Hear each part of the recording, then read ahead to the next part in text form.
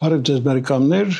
Փակ TV-ին եթերում է եւ ողջունում եմ բոլոր նրանց, ովքեր այսօր էլ մեզ հետ են մեր կողքին։ Ես պետք է ասեմ, որ մեր նկարանող խումբը Մոսկվայում է եւ այսօրվա իմ զրուցակիցը ձեզ բոլորիդ քաջացանոթ միանձնավորությունը, ում հետ մենք բարբերաբար հանդիպում ենք Փակ TV-ի եթերում։ Այսօր իմ եւ կարծում եմ ձեզանից շատերի ցանկալի զրուցակիցը համահայկական ճակատշարժման առաջնորդ Հայաստանի Հանրապետության Պաշտպանության նախկին նախարար գեներալ-մայոր Արշակ Կարապետյանն է։ Բարև ձեզ, պարոն Կարապետյան։ Բարև ձեզ, պարոն գեներալ, ես պիտի ասեմ, որ այսօր բոլորի ուշադրության կենտրոնում է եկեղեցի վարչապետ հակամարտությունը, որքան այն կարող է դեռ շարունակել եւ ինչ ավարտ կունենա։ Ես նախքին ելույթների ժամանակ ասել եմ, որ երկրի ղեկավարը ինչ որ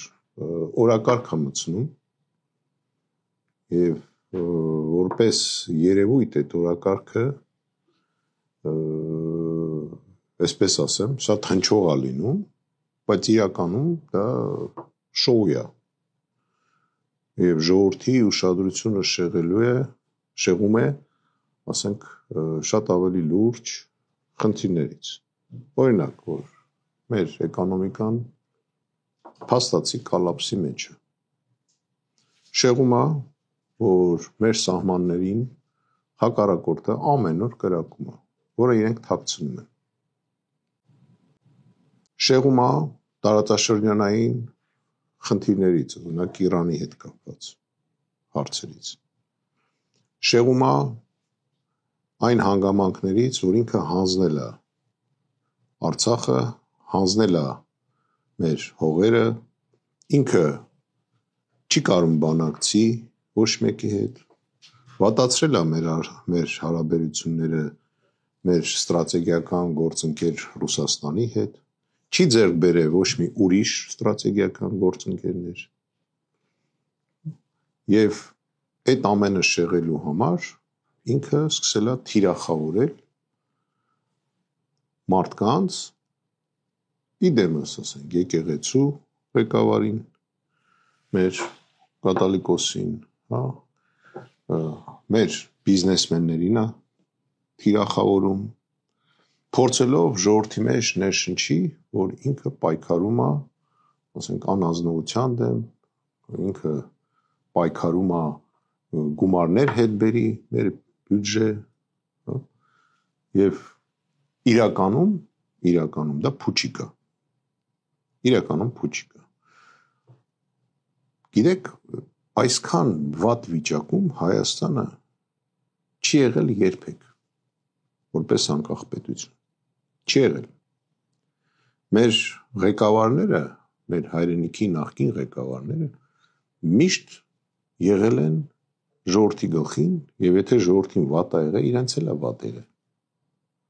Եվ իրենք կռվել են մարտի դաշտում, թուրները ձեռներին առաջինն են նետվել մարտի։ Մեր թագավորները չեն հանձնվել, սա կզած ման է գալի։ Կարող են միայն պայքարել սեփական ժողովրդի հետ։ Վիրավորում է, երկրի ղեկավարը վիրավորում է իր քաղաքացիներին։ Դա ինչ է նշանակում։ Դա վախկոտի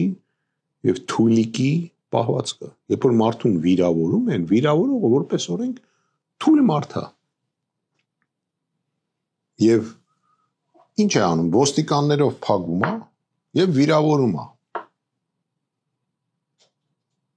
Դե նույն Սամվել Կարապետյանին վիրավորելուց, թողեր կանգներ Սամվել Կարապետյանի դեմը եւ անձնական վիրավորեր առանց ոստիկանների։ Ես վստահ եմ, որ Սամվել Կարապետյանը կսատկացներ դրան։ Գալու են պա այդ վիրավորանքների համար մարդիկ իրենից հարցնելու են, այդ դավաճանության համար հարցնելու են, այդ որ չի զբաղվում մեր գերիներով հարցնելու են, այդ որ Ռուբեն Վարդանյանին դատում են, իրեն հարցնելու են։ Ու ասում եմ, ինքը շատ վատ է վերջանալու, ու ինքը դրդում է քաղաքացիական պատերազմի ամբողջ պատասխանատվությունը իր վրա։ որտեղ օրինական ձևով իր դեմ պայքարելը բացարձակ անհնար է, որտեղ ինքը օրենք է խախտում։ Ինչ է նշանակում, ես հրաման եմ տվել Սամվել Կարապետյանին կալանավորել։ Դու ով ես, որ նման հրաման տաս։ Դու չունես այդ իրավասությունը։ Չունես։ Եվ դա բոլորին է վերաբերում։ Հրաման եմ տալի գնացեք գործ կարեք։ Վայ են քննիչներին, որ սա չի լինի։ Սարքել է մի մաս շեստյորկեքի խումբ, որոնք կատարում են իրենց ցուցումները։ Իսկ ով որ փորձում է օրենքի դաշտում աշխատի, հրաժարվում է կատարել իրեն կողմից տված հրամանները, ինքը հաշվեհարդար է լինում իրենց հետ։ Ինչ դեմոկրատիա, կամ ինչի մասին է խոսում։ Եթե հեղափոխությունը անօրինական է, ապա այդ հեղափոխություն բառը ինքն է մտցրել մեր ժողովրդի մեջ։ Ուրեմն ինքը պետք է գնա դատվի հեղափոխություն անելու համար։ Ինքն է հայտարարում, որ մենք հեղափոխություն ենք արել։ Ինչի ուրիշը չի կարա հայտարարի, որ ես ուզում եմ հեղափոխություն անեմ։ Ապա հարց եմ տալի։ Եթե երկրի ղեկավարը դա ամեն օր օգտագործում է այդ բառը, հարց եմ տալի, ինչի չի կարա ուրիշ քաղաքացի ասի, որ ես հեղափոխություն եմ անել։ Ինչի այդ սահմանադրական այդ օրենքների խախտման համար իր վրա քրեական գործեր չեն հարուցում։ Էլ ինչ պետք է անի ինքը, որ մեր դատախազները ուղղակի նայեն։ Պարոն Կարապետյան, տեսեք, Իսրայել-Իրան պատերազմը որքանով է վտանգավոր տարածաշրջանի եւ հատկապես Հայաստանի Հանրապետության համար։ Ես ասել եմ, որ տարածաշրջանում մեծ իրադարձություններ է սպասվում։ Ես ասել եմ, որ տարածության երրորդ ուժերը, որ փորձում են մտնել, միայն կարող են մտնել պատերազմի միջոցով։ Ինչ որ հիմա տեղի է ունենում։ Ու սա Հայաստանի համար բավականին վտանգավոր երևույթ է, որտեղ մենք գիտենք, որ Իրանը այն պետություններից էր, որ զսպում էր Ադրբեջանին Սյունիքի պահով։ Զսպիչ դեր էր խաղում։ Ես վստահ եմ, որ այս իրավիճակից Իրանը շատ ավելի ուժեղ է դուրս գալու։ Վստահ եմ, որտեղ Իրանի ժողովուրդը միակ ժողովուրդներից է, հազարամյակ շարունակ չի կորցրել իր պետականությունը։ Ճիշտ է, տարբեր ձև է կոչվել իրանց երկիրը, բայց իրենք պետականություն համարյա չեն կորցրել վերջի 1000 տարիների ժամանակ։ Եվ կարծում եմ, որ իրենք գտնեն ներուժ եւ կհաղթարեն այդ ամենը։ Բայց ամենամեծ վտանգը մեր համար իհարկե դա նա է, որ այդ ֆոնի վրա կարող է օգտագործի Ադրբեջանի կողմը եւ ներխուժի Սյունիք։ Եվ երկրորդ վտանգը, որ Իրանից սպասում է մեծաքանակ փախստականներ, եթե սա լինի շարունակական եւ ավելի զարգանա պատերազմ։ Սիրիայի պատերազմի ժամանակ Սիրիայում մենք ականատես եղանք, թե ինչքան փախստականներ հայտնվեցին նույն Թուրքիայի տարածքում։ Եվ Թուրքիայի նման պետությունը չէր կարող ապահովել այդ փախստականների։ Դուք պատկերացրեք, որ ասենք Իրանում ապրում են մոտ 250,000 հայ։ Բերում են տարբեր թվեր, բայց 250-ից 300,000։ Պատկերացրեք, որ դրանցից 150,000-ը գան Հայաստան։ Արցախի փախստականները Հայաստանում են, կան գումարվեն Իրանի փախստականները, ըստ իմ տեղեկությունների արդեն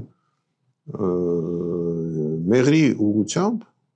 Կարմիր խաչը գնացել է եւ այնտեղ ուսումնասիրում է, որ վրանային քաղաքներ սարքի փախստականների, դից վրանային տարածքներ սարքի փախստականներին ընդունելու համար։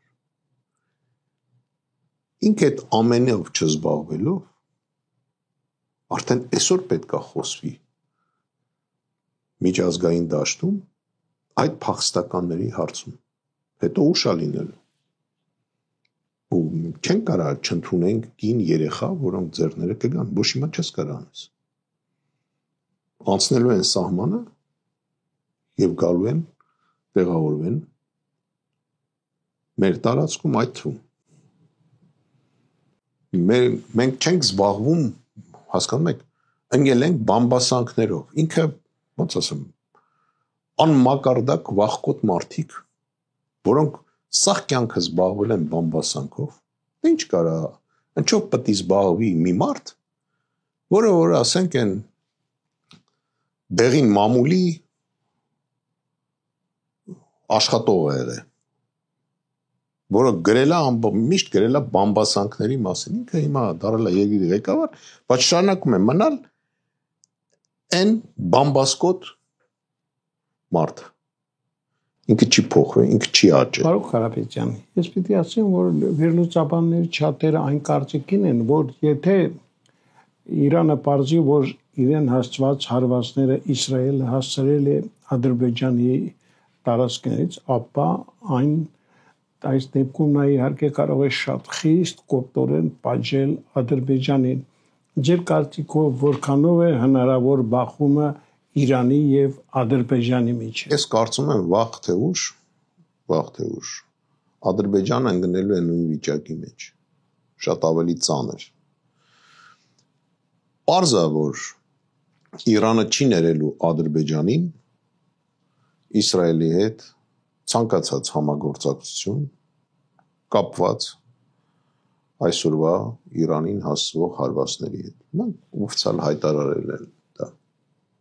որ ցանկացած հարևան երկիր, որը կաջակցի այս հարվածներին, պատասխան է տալու։ Ու կարծում եմ, որ ես առիթ չեմ տեսել, որ Իրանի ղեկավարությունը իր խոսքի տերը չլինի։ Չկա այդպիսի առիթ։ Այսօր Ադրբեջանը ակնհայտ օգնում է եւ ինձ թվում է դա տեսնում են։ Այդքան գործականներ որտից են հայտնվել Իրանում, որ տարածքով, տեղեկությունները ով է հասցնում Իրանի հակառակորդներին։ Ճիշտ է, նրանք ունեն մեծ հնարավորություններ, բայց այդ թվում օգտագործում են Ադրբեջանի տարածքը տեղեկություններ հայթայթելու համար։ Հանկարծակի չի, որ հենց Ղարաբաղի Արցախի գրավումից հետո սկսվեց Իրանի դեմ այս լայնածավալ պատերազմ։ Եվ մենք այսօր տարածաշրջանում կանգնած ենք շատ ծանր վիճակի մեջ։ Ու միայն ասեմ, դες ռուսական զորքն է, որ կանգնած է Հայաստանում եւ զսպում է, որ մեր վրա չլինի ուղղակի հարձակում։ Միայն ու միայն։ Ուրիշ մենք երաշխիքներ ոչ միտեղից չունենք։ Պարոն գեներալ, ինչպես կարող է Ուկրաինայի շուրջ ստեղծված իրավիճակը ազդել Հայաստանի եւ Արևմուտքի վրա։ Դե գիտեք, արդեն ազդել է։ Մենք դա ակնհայտ տեսնում ենք, որտեվ տեսեք, իհարկե հիմնական ռեսուրսները ռուսական կողմը ուղղելով դեպի Ուկրաինա, քանի որ այնտեղ ընթանում է բավականին լուրջ պատերազմ, բոլորին մոտ տպավորություն էր, որ Ռուսաստանը թուլանում է հեսա, հիշում եք Հայաստանում էլ էին գրում, հեսա պարտվելու է, Ուկրաինան հաղթելու է, ժողովրդի գլուխը մտցրել էին, որ ուկրաինացիները այնտեղ լավ կռվում են եւ հաղթելու են եւ այլ, բայց այսօր Ռուսաստանը միակ երկիրն է, որ կարողանում է այդպես դիմադրել փաստացի ամբողջ արևմուտքին։ Եվ պատերազմը Ռուսաստանի հետ այսօր միայն Ուկրաինան չի, թե մենակ Ուկրաինան լիներ, միայն ու միայն այդ հարցը երևի թե 1-2 շաբաթում կլուծվեր, կպրծներ կետեր։ Բայց միակ երկիրն է, ոնց կարելի է հրաժարվել նման երկրի աջակցությունից։ Ռուսաստանը միակն երկիրն է, որ այսօր հոպի համակարգը Ռուսաստանի ամենազարգացածն է աշխարհում։ Մենք դա համոզվեցինք։ Տեսեք, Իսրայելի հոպը փաստացի ոչնչություն է։ Ոչ մի, այսպես ասեմ, սկզբնական պահին մի քիչ խանգարեց ու վերջացավ։ Այսօր Իրանը խնդիր չունի ինչ որ կետի հասցնի հարված։ Եթե Իսրայելի վրա աշխատում են մեծ ռեսուրսներ Իսրայելից դուրս, Իրանը ինքը իր ռեսուրսներով է պայքարում եւ հարգանք է առաջացնում։ Մենք այսօր պետք է լուրջ վերաբերվենք մեր ապագային եւ դրա համար անհրաժեշտ է շուտապույտ կերպով սրանց ճամփել գնալս մեր այսօրվա ղեկավարներին։ Այնուամենայնիվ երկեր կան, չէ՞, սրանցից ազատվել։ Իհարկե կան։ Ուղղակի Հայաստանում այսօր ստեղծվել է մի իրավիճակ, որ գուցե կրկնում եմ, բայց ասեմ, որ հիները, հին ղեկավարները, իրենց հետ կապված մարդիկ, փորձում են վերարտադրվեն։ Եվ դա ձեռք է տալի այսօր գործող իշխանությանը։ Դրա համար իրանք հենց թիրախավորում են հենց իրենց են կանչում, ասում են եկեք բանավճենք, այս կանենք, այն կանենք եւ այլ եւ այլ։ Իրենք նպաստում են այսօրվա իշխանությունը, որ մնա ղեկավարություն, որպես ղեկավարություն Հայաստանում։ Պետք է մեր հին քաղաքական գործիչները, այն մարդիկ, որ այսօր փորձում են մտնեն իրենց մասով քաղաքականության մեջ, բայց կապված են հին մեր ղեկավարների հետ, դա բոլորին է վերաբերում։ Իրենք պետք է այն կողմ գնան։ Նոր ուժի դեմ Նիկոլ Փաշինյանը իր թիմով պատրաստ չի ոչ մի ձև պայքարել, որտեղ նոր ուժերը ունեն գաղափարներ եւ ունեն իրենց տեսականը կապված երկրի կառուցվածքի հետ։ Օրինակ մենք ասում ենք, որ մեր երկիրը պետք է լինի նախագահական երկիր։ Երկրի ղեկավարը չպետք է զբաղվի ամեն ինչով։ Պետք է լինի վարչապետ, որը պետք է զբաղվի էկոնոմիկայով, տնտեսության զարգացումով եւ այլ։ Պետք է լինի երկրի ղեկավար, նախագահ, որը պետք է զբաղվի իր գործառույթներով, որի հիմնական գործառույթների հիմնական մասը դա երկրի անվտանգությունն է, արտաքին եւ ներքին, եւ մյուս հիմնականը ես կընդգծեի արդարության ապահովումը։ Եվ ուրիշ տարբերակ մենք չունենք։ Տեսեք, մի հոգու տակ է ամեն ինչ։ Ինչի պետք է ԱԱԾ-ի տնօրենը իր որոշումով նշանակը։ Պարզ չի, որ ում էլ նշանակի ինքն է հանող տնողը, ոչ մեկի հետ չել խորհրդակցում։ Իմիջիալոց ասեմ, այն սրանից երկու օր հանած, որ ԱԱԾ-ի տնօրենին ազատում էր աշխատանքից, ինքը արտահերթ, եթե հիշում գիտեք, խորհրդակցություն էր հրավիրել իր այդ թիմի այսպես ղեկավարների հետ ու իր շրջապատի փոքրիկ բանով եւ ինքը այնտեղ ասում է, ով որ իմ դեմ խոսա, ես կալանավորելու եմ։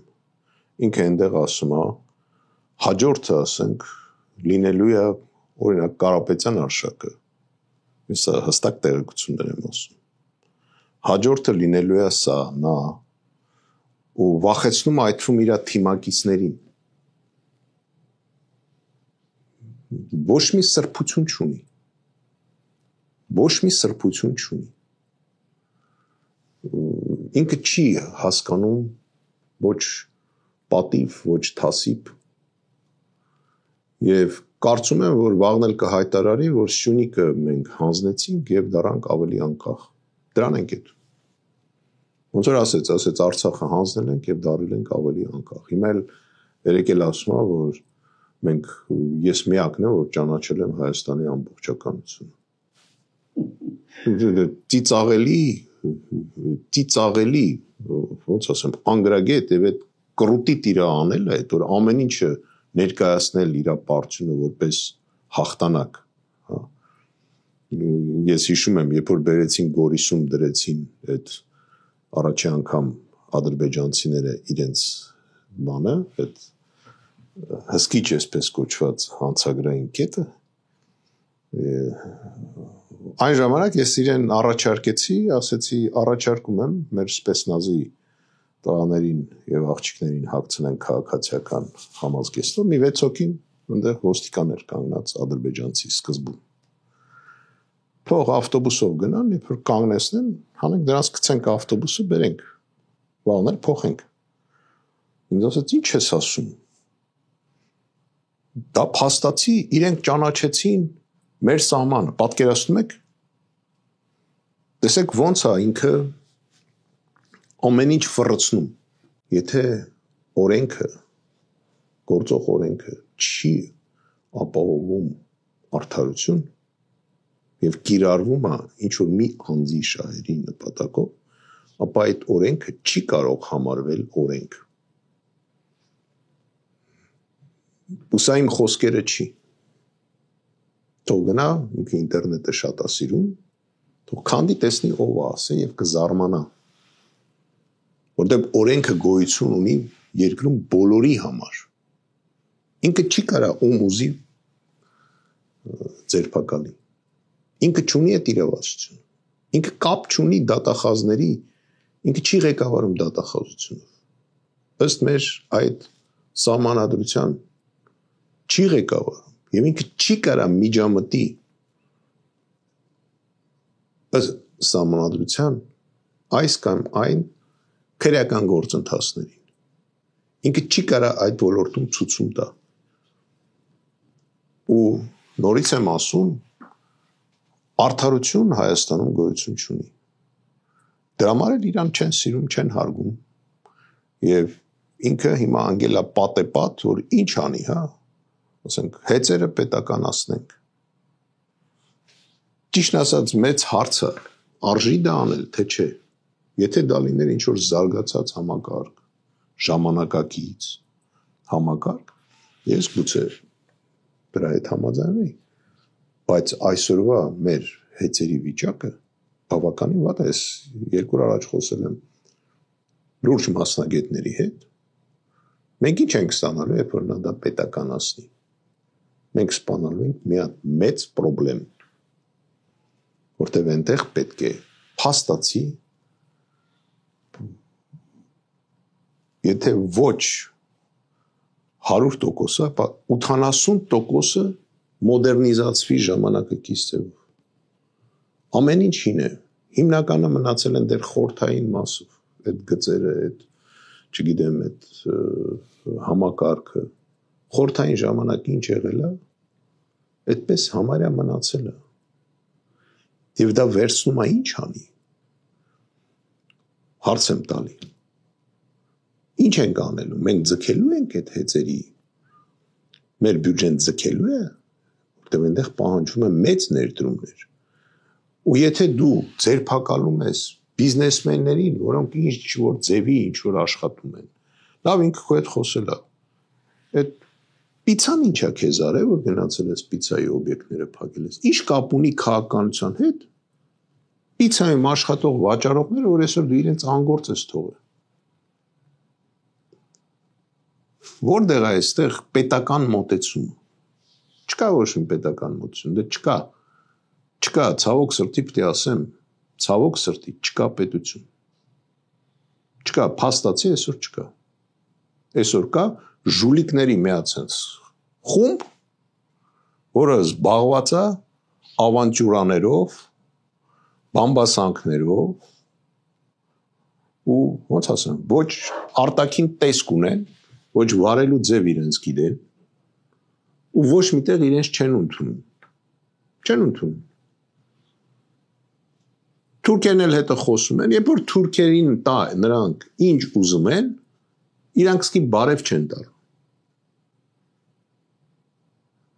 Ու ձեզ ասեմ, երբ որ նա հիմա գնում է հանդիպի Թուրքիայի ղեկավարի հետ, նեղ կրուգում Թուրքիայի ղեկավարը գիտեք ինչ ասել։ Ասել է ես հայերին համարում եմ մեր մեծ թշնամին, բայց ես չէի պատկերացնում, որ